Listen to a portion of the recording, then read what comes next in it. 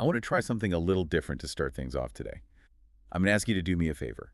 Just for a moment, stop whatever it is you're doing. If you're washing dishes, turn off the tap and, put the sponge down. If you're typing, just hands off the keyboard. If you're driving, obviously keep your eyes on the road, but maybe reach over and turn down the radio, kill the fan, turn off the TV, find the absolute quietest silence you can possibly find in your immediate environment. And don't just wait for it to pass. Really lean into it. Listen to the silence. Inspect it. Right. Give it a few seconds. Yeah. Now answer me this. What do you actually hear? Is it truly silent? Or is there something else there? Maybe you hear the blood rushing in your ears. Maybe there's the hum of a refrigerator running 3 rooms over. Or maybe there's a distant truck that sounds like it's idling at a stoplight, but the light never seems to turn green and the truck never drives away. Or maybe, just maybe, you're hearing a sound that isn't coming from the room at all. Or the street. Or the fridge. That is the big question, isn't it? If you hear that low, throbbing noise in the silence, do you trust your senses? Do you think it's real? Do you believe there is a diesel engine idling just outside your house? Or do you start to worry that your brain is playing tricks on you? For thousands of people around the world, that question isn't just some fun little auditory experiment we do at the start of a show. It is a daily and often nightly form of, well, torture. It's a question that keeps them awake at 3 in the morning, pacing the floor, pressing their ears against the wall. We are talking about the hum. Specifically the phenomenon that put the small artistic town of Taos, New Mexico on the map for all the wrong reasons back in the 90s. But it's also a phenomenon that stretches all the way from the suburbs of the UK to the plains of Canada and down to New Zealand. It's global. And the stakes here are actually quite high.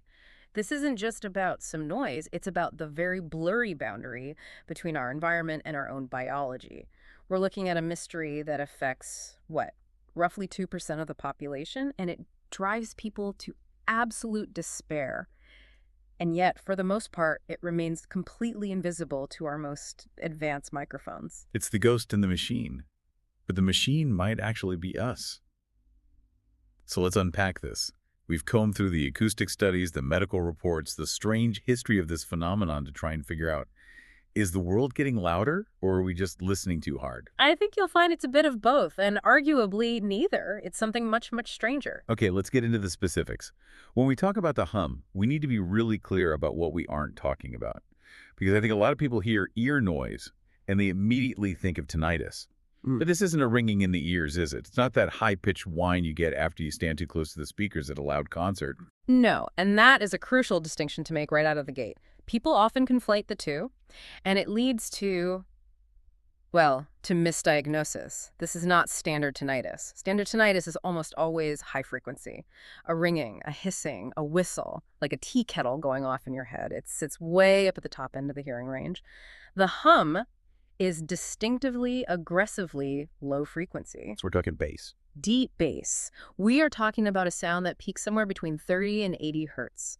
To give you some reference, the lowest key on a standard piano, that low A, is about 27.5 hertz. So we are right down there in the basement of what the human ear can even perceive. That's interesting because low-frequency sound behaves totally differently than high-frequency sound. Yeah. Right? High-frequency sounds they're directional. If a bird chirps, you know exactly where the tree is. But bass. Bass is omnidirectional. It wraps around you. It goes through walls. It permeates. It doesn't just hit the eardrum. It feels like it hits the whole body.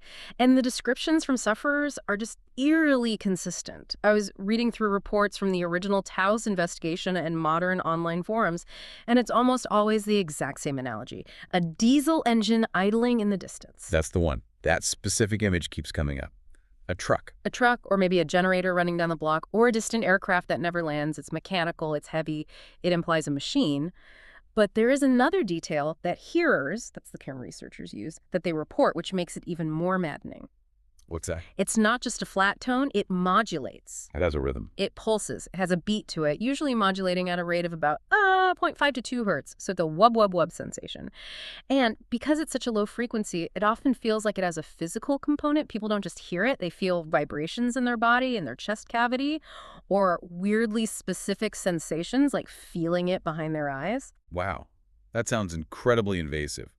If I hear a mosquito, I can swat it. If I hear a car alarm, I can close the window. But if the sound is vibrating through my floorboards, or at least feels like it is, there's no escape. It feels like your personal space is being violated. That feeling of intrusion is central to the psychological toll this takes on people. It feels like an external aggressor. And as for who hears it, well, the demographics are interesting. They defy some of the usual expectations for, say, hearing loss. You mentioned that 2% figure earlier. Right, and I've seen estimates ranging from 2% up to, 11%, depending on how strict the survey is. But it's definitely not everyone. And that's the part that causes the arguments, I'd imagine.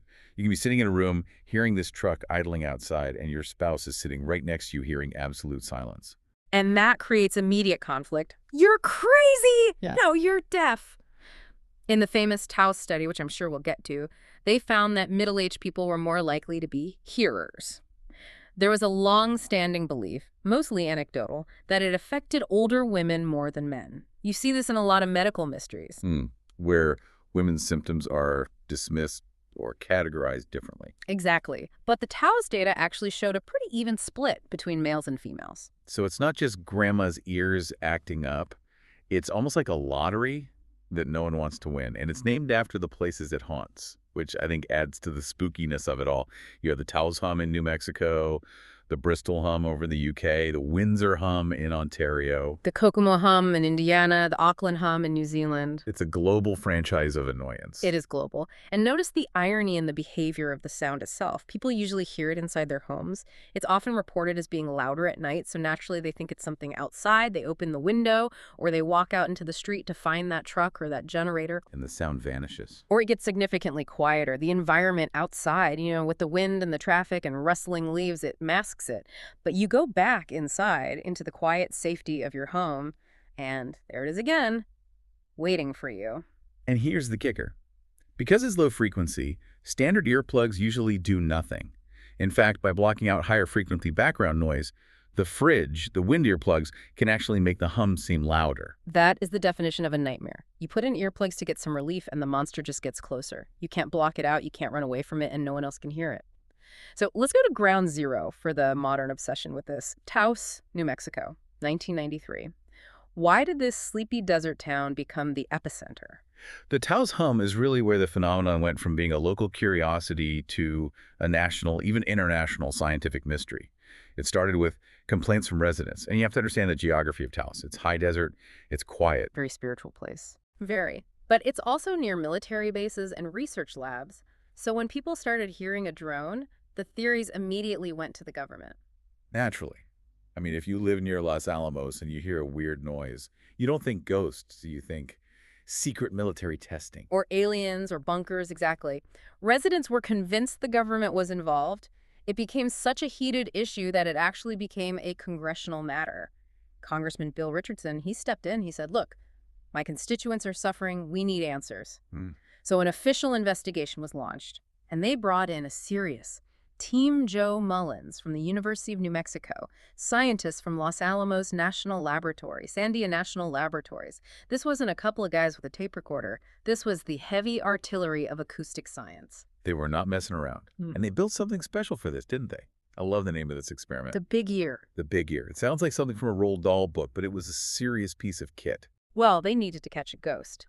Since the hum is so low frequency, normal microphones aren't great at picking it up. Standard mics are tuned for the human voice range, the mids and the highs. So Joe Mullins of his team built a custom, ultra-sensitive microphone system. They used an 18-inch woofer, essentially a giant speaker, but wired it to act as a microphone. That is so clever. A speaker is designed to handle those low bass frequencies, to push air out.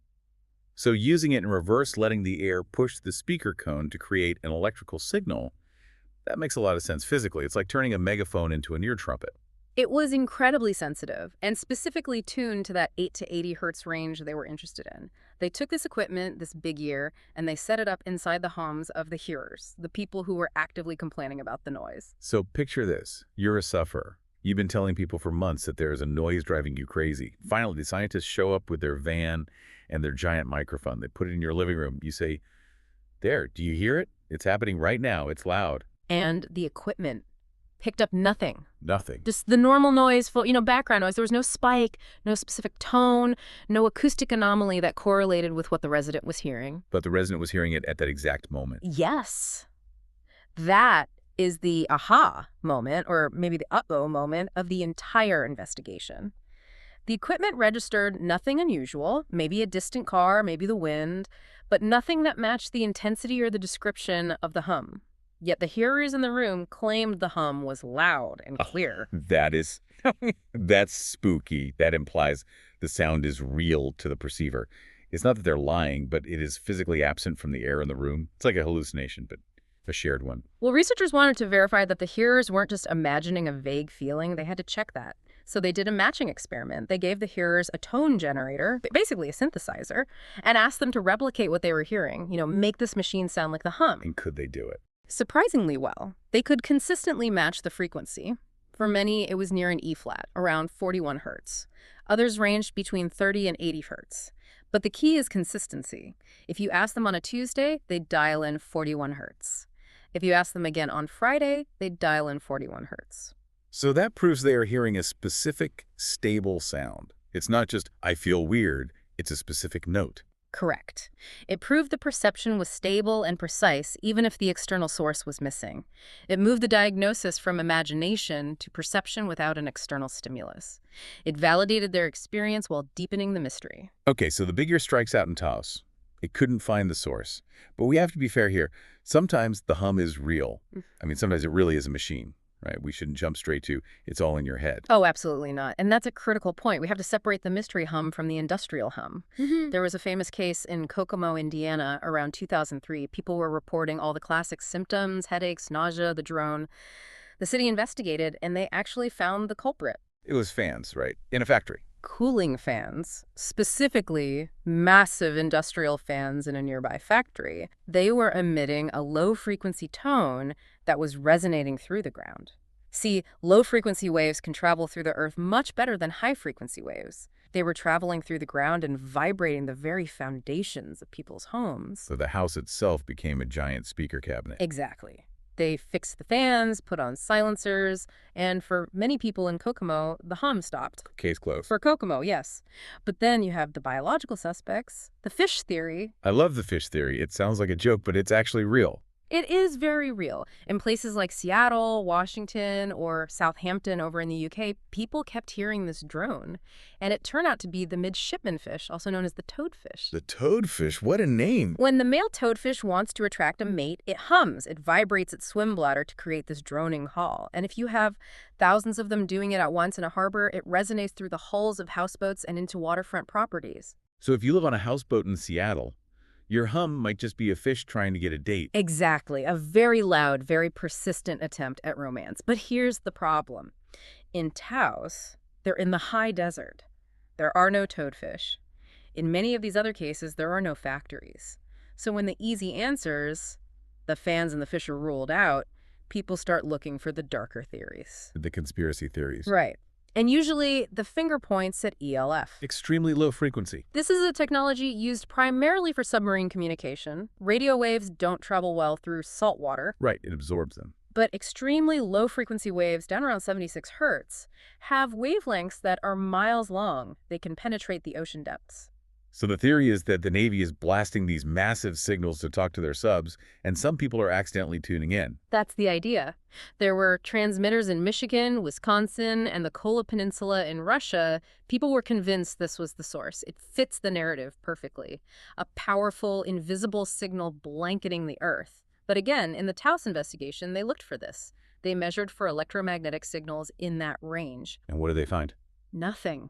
Nothing above the normal noise floor, no massive naval signals blasting through the New Mexico desert at an intensity that would cause an auditory perception. And I'm guessing HAARP gets blamed too.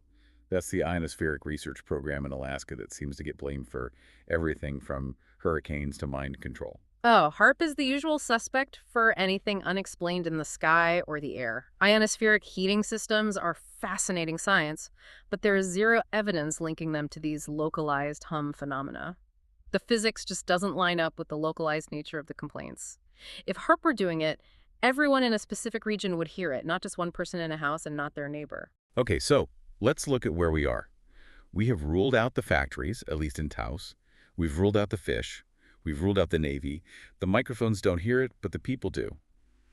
This forces us to look in the one place we haven't checked yet. Inside the head. This brings us to the work of Franz Frosch. And I think this is where the story gets really, really fascinating, because it moves from physics to biology. This isn't about what's in the air, it's about what's in the ear. Franz Frosch brings a very compelling hypothesis to the table. He asked the question, if the sound isn't coming from outside, could the ear itself be creating it? Wait, the ear creates sound? I thought the ear was a microphone, not a speaker. I thought it just received signals. That's what we all learned in school, but it's not entirely true. The human ear, specifically the cochlea, can actually generate its own sounds. These are called spontaneous otoacoustic emissions, or SOAEs. Spontaneous otoacoustic emissions. That is a mouthful. It is. But here's how it works. Inside your inner ear, you have thousands of tiny hair cells. They're responsible for detecting sound vibrations, but they aren't just passive receptors like a microphone diaphragm. They're active tissues. They can twitch, they can dance, they can sometimes vibrate on their own. They oscillate, and when they do, they create a faint sound that can actually be measured with a sensitive microphone placed inside the ear canal. So my ear, it's whistling. Essentially, yes. About 38 to 60% of people have these emissions. Most of us are completely unaware of them because they're too quiet or our brain just filters them out. But Frosch wondered if the hum was a specific, very low-frequency type of this internal noise. But hold on, didn't we say earlier that this isn't tinnitus? Tinnitus is internal, but we said the hum is different. Tinnitus is high-pitched damage. This is a low rumble. That is the key conflict and the key insight. Tinnitus is usually caused by damaged hair cells dying or being damaged by loud noise. SOEs are typically caused by healthy hair cells working too hard or being hyperactive. And this is where Frosch's research gets brilliant. He didn't just guess. He surveyed hearers to find specific patterns that would distinguish the hum from standard tinnitus or hallucinations. And he found 3 signs that appeared in the majority of what he called real hum sufferers. Okay, let's walk through these 3 signs, because this sounds like the checklist for diagnosing a mystery illness. If you're listening and you hear the hum, check if these apply to you. What's the first one? The first sign is the beat phenomenon. Frosch found that for many hearers, their hum interacts with external sounds. So if a hearer listens to a specific external tone, their internal hum creates beats. Beats, like in music. When 2 notes are slightly out of tune and you hear that whoa, whoa, whoa, pulsing. Exactly that. It's a rhythmic pulsing caused by constructive and destructive interference. If you have a tone at 40 hertz and another at 42 hertz, you will hear a beat of 2 hertz. The difference between them. And why is that so significant? Because hallucinations don't follow the laws of physics. If the hum were just a hallucination or some phantom memory of sound in the brain, it shouldn't physically interact with a real sound wave entering the ear. The fact that it creates beats suggests the hum is a physical oscillation happening inside the biological machinery of the ear. It's interacting with the air. It proves it exists in the physical world, even if that world is just inside the ear canal. That is wild. So the internal sound and the external sound are physically wrestling with each other inside the ear. That proves it's mechanical. Okay, what's the second sign? The second sign involves movement, specifically head rotation. Turning your head. Frosch found that for about 37% of sufferers, the hum stops or changes pitch when they turn their head. And usually it's a horizontal rotation like shaking your head no. Why would turning your head stop a sound? That doesn't happen with normal hearing. If I turn my head, the radio doesn't stop playing. No, it doesn't. But this links the hum to the vestibular system, your balance system. The semicircular canals, which tell you which way is up and how you are turning, are right next to the cochlea. They share fluids, they share space inside the temporal bone. Frosch suggests that the hum might be a kind of cross-wiring or a leakage of energy between the balance system and the hearing system. So when you turn your head, you're engaging the balance system, moving that fluid around, and that somehow changes the pressure or the signal, and the hum stops. Precisely. It suggests the source is mechanical and biological, tied to the physical structures of the inner ear. It's not a ghost, it's a plumbing issue in the skull. And the third sign. This one was the weirdest one to me, but also the most convincing that this is a physical issue. The air travel lag. Right. This one is fascinating. Hearers reported that after a long flight, intercontinental, long duration, the hum disappears. It goes away. It goes away, but only for about 2 or 3 days. And then it slowly returns. That sounds like jet lag for your ears. It effectively is. Frosch believes this points to a sensitivity to pressure changes, or maybe even gravity changes affecting the fluids in the inner ear. The flight messes with the equilibrium of those fluids, the endolymph and paralymph, disrupting the feedback loop that causes the hum.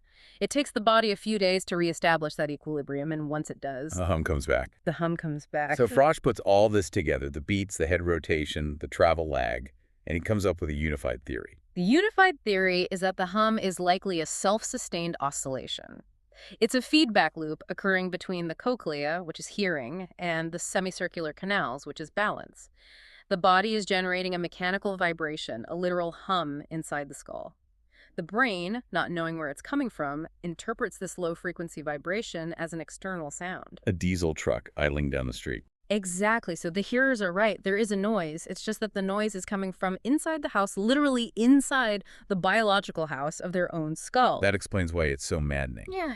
And I want to shift gears here for a moment because it's easy to get lost in the physics and the biology and forget the human side of this. We've joked about the annoyance, but this destroys people's lives. It does. We have to have empathy here. Imagine a sound you cannot escape. It's there when you read, it's there when you try to sleep. The psychological impact is severe. We see reports of chronic insomnia, anxiety, headaches, nausea.